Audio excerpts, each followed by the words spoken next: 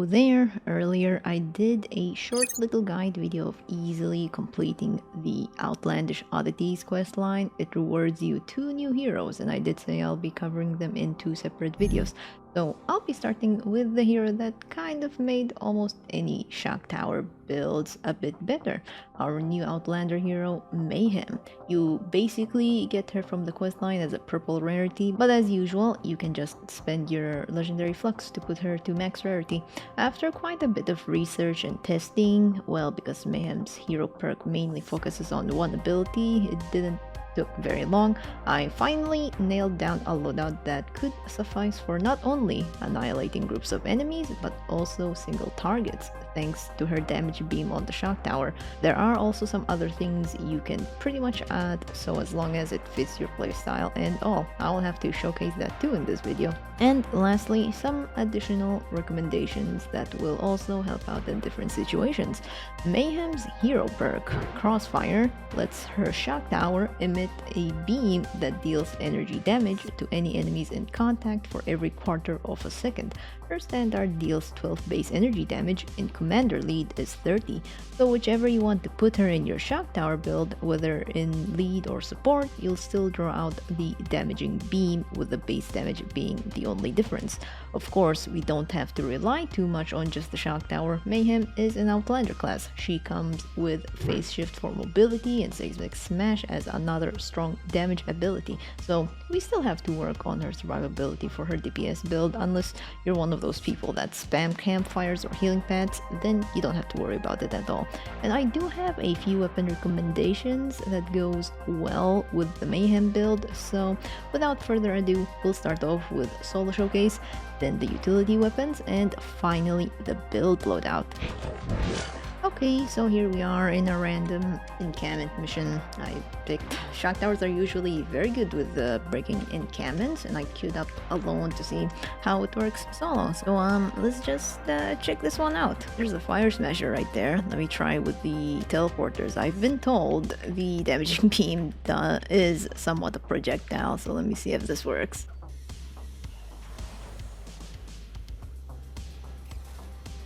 Oh, come here, come in between. Oh, it does work. Oh, wow. Yeah, thanks for breaking it.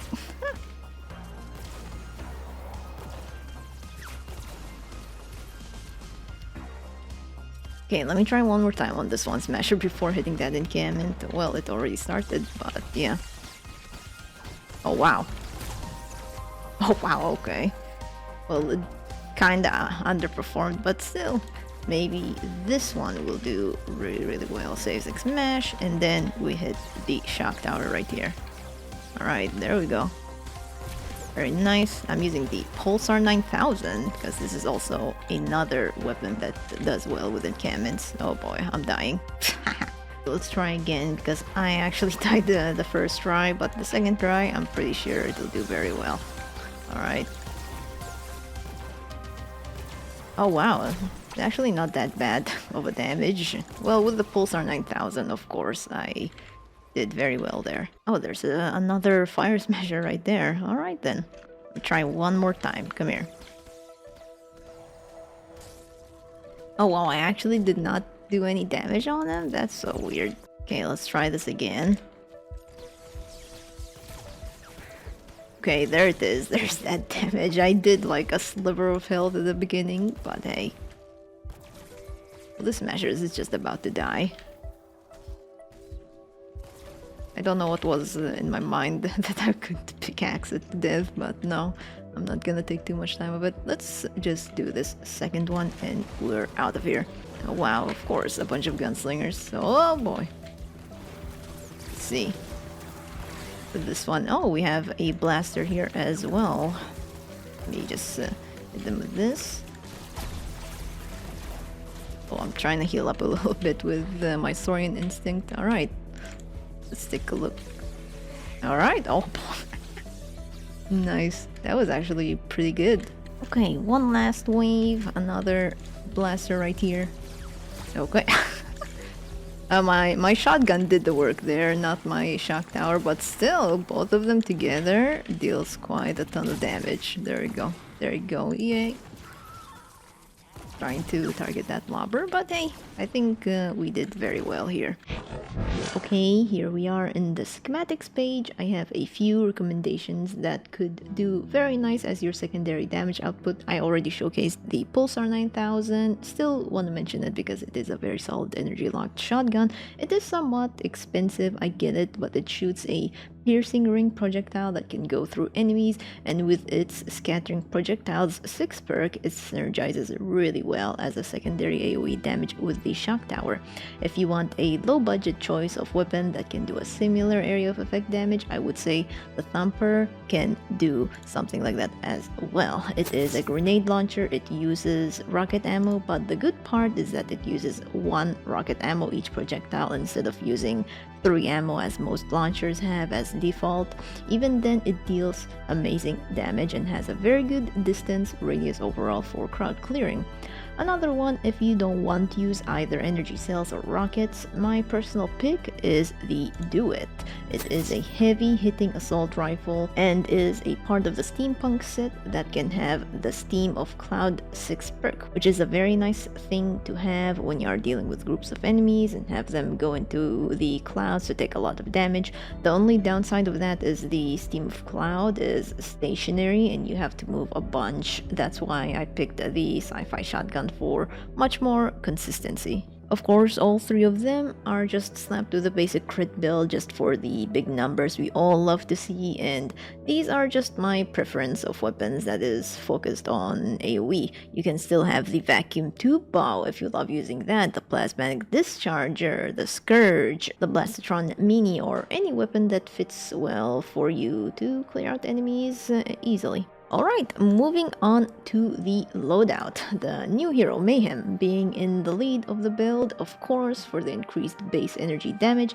Happy Holidays is gonna be the team perk for this build because we wanna reduce the cooldown of the abilities, especially the shock tower.